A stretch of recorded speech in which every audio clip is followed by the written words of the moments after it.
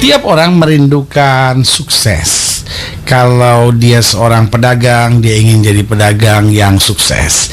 Memang ukuran sukses buat banyak orang berbeda-beda. Ada yang berkata bahwa sukses itu asal saya nggak punya utang aja udah baik. Sebagian berkata, aduh, saya harus punya usaha yang besar, saya harus punya kios yang besar, dagang yang besar, baru saya katakan bahwa saya sukses. Dan begitu juga orang membangun keluarga. Orang membangun keluarga yang diharapkan adalah sukses. Sebagian berkata sukses itu berarti punya rumah mewah, sukses itu berarti anak-anak saya dapat saya sekolahkan di luar negeri, mereka dapat menjadi orang-orang yang hebat. Tapi sebagian berkata sukses itu, pendeta, asal suami istri damai, saling mengasihi, mau saling memahami satu sama lainnya, mau saling mengerti, mau saling menopang satu sama lainnya, dan orang tua dan anak manis, damai. Cukup itu aja lah, pendeta. Itu pun juga sudah sukses gitu. Nah, jadi apapun yang orang kerjakan, misalnya anak-anak muda lalu mulai membangun karirnya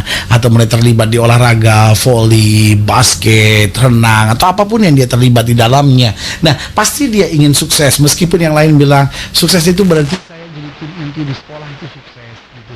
Sebagian kata sukses itu ya asal saya tubuhnya sehat juga, itu juga udah sukses lah gitu. Karena saya kan bukan mau jadi atlet, cuman mau senang-senang aja, happy-happy aja gitu. Sebagian berkata sukses itu kalau saya terpilih jadi tim nasional, itulah sukses gitu. Jadi sebagian berkata sukses itu kalau saya juara yang tak terkalahkan.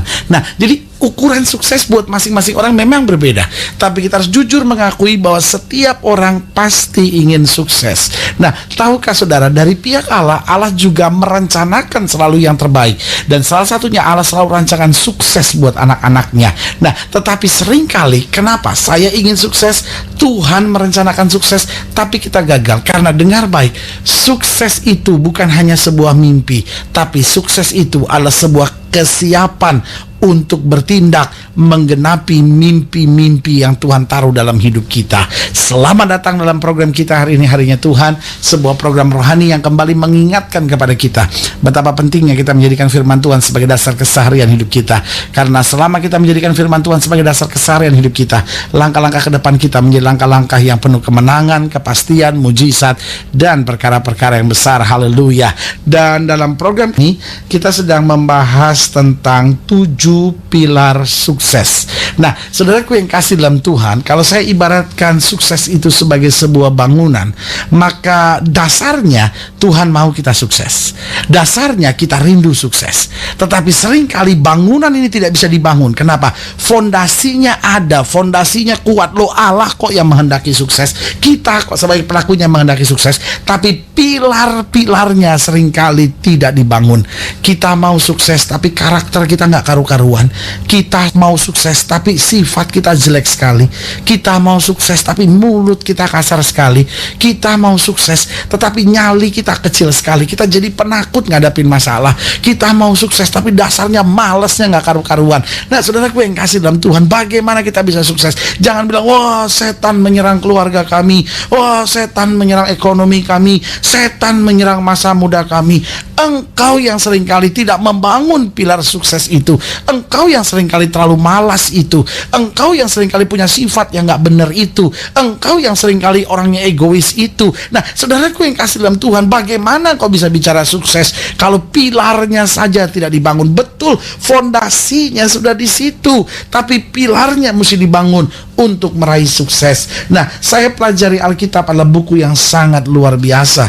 Dia bicara tentang pengampunan dosa, dia bicara tentang hidup diberkati, tapi dia juga bicara bagaimana hidup Kristen merajut sukses untuk merebut kemenangan itu. Nah, di dalam 1 Tesalonika 5, dalam 1 Tesalonika 5 ayat yang ke-16 sampai ayat yang ke-22, 1 Tesalonika 5 ayat yang ke-16 sampai ayat yang ke-22. Kalau saudara mau ambil Alkitab saudara, saya beri kesempatan untuk itu sehingga sama-sama kita belajar dan menggali kebenaran firman Tuhan. Atau mungkin saudara-saudara ingin mengambil catatan alat tulis saudara, saya beri kesempatan untuk itu sehingga sama-sama kita mencatat hal-hal yang penting, dan pada saat kita membutuhkannya kita dapat pelajari lagi dan membangunkan iman kita. 1 Tesalonika 5 ayat yang ke-16. Bersukacitalah senantiasa, tetaplah berdoa, mengucap syukurlah dalam segala hal, sebab itulah yang dikehendaki Allah di dalam Kristus Yesus bagi kamu. Janganlah padamkan roh, dan janganlah anggap rendah nubuat-nubuat. Ujilah segala sesuatu dan peganglah yang baik. Ayat yang terakhir, ayat yang ke-22.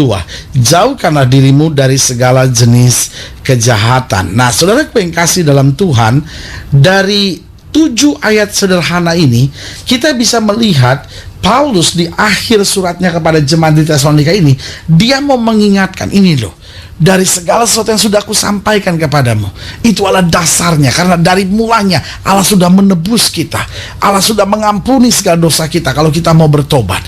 Allah rancangan perkara-perkara besar, tapi ini pilarnya untuk kau membangun sukses itu. Apa 7 pilar sukses di sini? Yang pertama, kalau sudah lihat pada ayat yang ke-16 dikatakan apa? Bersukacitalah senantiasa. Artinya, bagaimana kita membangun sukses? Yang pertama, hidup kita harus selalu penuh sukacita. Saudaraku yang kasih dalam Tuhan, orang-orang yang selalu bersukacita adalah orang-orang yang mudah melihat jalan keluar. Orang-orang yang selalu bersukacita, orang-orang yang bisa diterima dimanapun dia ada. Orang-orang yang selalu bersukacita adalah orang-orang yang disukai apapun yang dia kerjakan. Karena dengan sukacitanya itu akan menarik orang lain. Tetapi kalau hidup kita selalu penuh marah, hidup kita selalu penuh emosi, hidup kita egois, saudara gue yang kasih dalam Tuhan, saudara boleh pintar, saudara boleh kaya, tapi kalau saudara pemarah, saudara egois, saudara mau menang sendiri, maka saudara gue yang kasih dalam Tuhan, saudara jauh dari sukses. Yang kedua saya pelajari, coba lihat ayat yang ke-17. Di ayat yang ke-17 dikatakan, tetaplah berdoa. Artinya, apa pilar yang kedua? Jadi pilar yang pertama, hidup dengan hati yang penuh sukacita. Pilar yang kedua yaitu selalu melibatkan Tuhan. Selalu melibatkan Tuhan dalam kegiatannya. Dia mendidik anak, dia libatkan Tuhan. Dia bangun pagi, dia mulai dengan Tuhan. Dalam hatinya selalu, Tuhan, bagaimana hidup saya jadi berkat. Tuhan, bagaimana hidup saya memberkati. Bagaimana lewat hidup saya nama Tuhan dipermuliakan. Dia mau ambil keputusan-keputusan yang penting. Dia tunda dulu 1-2 menit untuk berkata, Tuhan, saya harus mengambil keputusan, tuntun saya. Apapun yang dari Tuhan akan terjadi, apapun yang tidak dari Tuhan tidak akan pernah terjadi. Saudaraku yang kasih dalam Tuhan, orang-orang yang selalu melibatkan Tuhan dalam kesehariannya adalah orang-orang yang kuat, orang-orang yang menang, dan orang-orang yang sukses. Jadi sekali lagi saya ulangi, apa pilar sukses? Yang pertama, hidup dengan hati yang penuh sukacita. Yang kedua, selalu libatkan Tuhan dalam keseharian dan kegiatan kita.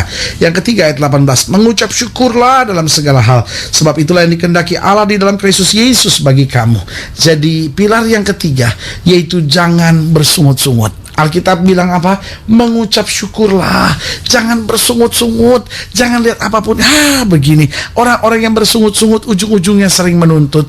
Banyak suami cuma menuntut istrinya, bersungut-sungut tentang istrinya. Banyak istri selalu bersungut-sungut tentang suaminya, menuntut suaminya. Sehingga apa yang terjadi? Yang terjadi hanya ketawaran demi ketawaran. Ada banyak hamba-hamba Tuhan hanya menuntut orang-orang di sekitarnya. Sementara ada banyak orang-orang di sekitar hamba Tuhan yang menuntut. Akhirnya yang timbul adalah kecewa. Yang timbul adalah kelemahan. Yang timbul adalah, Tuhan, kok berat sekali ya. Tapi kalau kita mulai mengucap syukur, Tuhan, lewat semua ini aku tahu ada rencana Tuhan yang baik. Tuhan, aku tahu ada maksud Tuhan yang baik. Maka saya percaya segala yang Tuhan rencanakan boleh terjadi dalam hidup kita. Yang keempat, apa pilar sukses itu? Coba lihat ayat 19. Dikatakan, janganlah padamkan roh. Berarti yang keempat, apa pilar sukses yang keempat? Yaitu kita harus membiarkan Roh Kudus bernyala dalam hati kita. Apa artinya padam? Padam lawan katanya adalah nyala. Jadi jangan padamkan roh. Artinya roh kita harus menyala-nyala, harus terus ada semangat, tidak gampang menyerah, tidak gampang putus asa. Orang-orang seperti ini yang meraih sukses karena rohnya adalah roh yang excellent, rohnya adalah roh baik, rohnya adalah roh yang kuat, rohnya adalah roh yang bersemangat. Tuhan mencari orang seperti ini. Waktu dia menghadapi pintu yang tertutup, yang ada timbul dalam pikirannya, kenapa pintu ini tertutup? Bagaimana pintu ini dapat terbuka? Dan dia tahu Tuhan akan membelanya. Tetapi saudara-saudara, orang-orang yang gampang putus asa, orang-orang yang padam rohnya, lihat pintu tertutup, dia menyerah, bersungut-sungut dan mulai berkata, Tuhan, kenapa engkau biarkan pintu ini tertutup? Saudaraku yang kasih dalam Tuhan, apakah pintu itu tertutup ataukah pintu itu terbuka? Rancangan Tuhan selalu yang terbaik buat kita. Yang kelima, Apa pilar sukses yang kelima? Coba selalu lihat ayat yang ke-20, dikatakan, dan janganlah anggap rendah nubuat-nubuat. Berarti yang kelima, pilar sukses itu percaya dengan nubuatan. Apa artinya nubuatan? Nubuatan itu jangan selalu pikir nubuatan itu ramalan tentang hari depan. No. Nubuatan itu pesan Tuhan buat hidup seseorang. Dan pesan Tuhan di sini yaitu untuk mengingatkan, untuk menguatkan, dan memberitahukan. Jadi nubuat itu selalu pesannya dia mengingatkan, dia menguatkan, dan dia memberitahukan. Jadi saudaraku, biar kalau kita diingatkan, kita tetap jalan dalam firman Tuhan, kita dikuatkan untuk setia, dan kita diberitahukan supaya apa? Supaya jalan kita tetap di jalan Tuhan. Haleluya. Pilar yang keenam, coba lihat ayat yang ke-21. Ujilah segala sesuatu dan peganglah yang baik. Artinya pilar yang keenam itu sukses, jangan mudah diperdaya. Jangan mudah diperdaya, jangan mudah ditipu. Makanya Alkitab bilang kerajinan tanpa pengetahuan itu pun tidak baik. Artinya boleh saja kita bilang kita mengasihi Tuhan, tapi kalau kita nggak punya kepekaan roh untuk menguji segala sesuatu, kita mudah diperdaya. Jadi kita mudah terombang-ambing, kita mudah terpengaruh. Tapi orang-orang yang sukses adalah orang-orang yang punya prinsip. Tuhan menuntun saya, itu yang tetap saya jalani. Yang ketujuh, pilar sukses yang ketujuh, lihat ayat yang ke-22. Jauhkanlah dirimu dari segala kejahatan. Artinya hidup dalam kebenaran. Saudaraku yang kasih dalam Tuhan, orang-orang yang melakukan kejahatan adalah orang-orang yang untuk sementara kelihatannya sukses, tetapi ujung selanjutnya penuh dengan air mata dan kekecewaan. Tetapi orang-orang yang hidup dalam kebenaran, mulainya mungkin kelihatan berat. Alkitab berkata dia menabur dengan air mata, tetapi Alkitab berkata dia akan pulang dengan sorak-sorai. Haleluya. 7 pilar sukses ini sudah simpan dalam hati saudara. Kerjakan dalam langkah kehidupan saudara, dan engkau tidak akan turun tapi naik, tidak menjadi ekor tetapi senantiasa menjadi kepala. Haleluya. Saudaraku yang kasih dalam Tuhan, kalau sedang ingin dilayani lebih jauh, hubungi kami melalui telepon, hubungi kami melalui surat, kunjungi website kami, karena kami ada untuk membawa Bapak Ibu sudah senantiasa lebih dekat pada Tuhan dan mengalami kasih kuasa mujizat yang luar biasa. Haleluya. Secara khusus untuk pendengar sekalian, saya mau berdoa untuk setiap saudara. Saudara pendengar yang ingin didoakan secara khusus sudah boleh taruh tangan kanan sudah di dada, dan kita mau berdoa. Bapa, dalam nama Yesus, hamba doa buat setiap pendengar sekalian, mereka yang sedang sakit, mereka yang sedang berbeban berat, mereka yang rumah tangganya sedang goncang, mereka yang sedang rindu sukses, mereka yang sedang di lembah kekelaman dan kegagalan. Bapak, hamba berdoa di dalam nama Yesus, kuasa Tuhan mulai menjamah, bangkitkan iman mereka, bawa mereka melihat kemenangan dan mujizat yang Bapak sediakan. Di dalam nama Yesus kami berdoa. Haleluya. Amin. Saudara yang kasih dalam Tuhan, kita sudah berdoa. Ingat, Allah tidak pernah lalai menepati janjinya.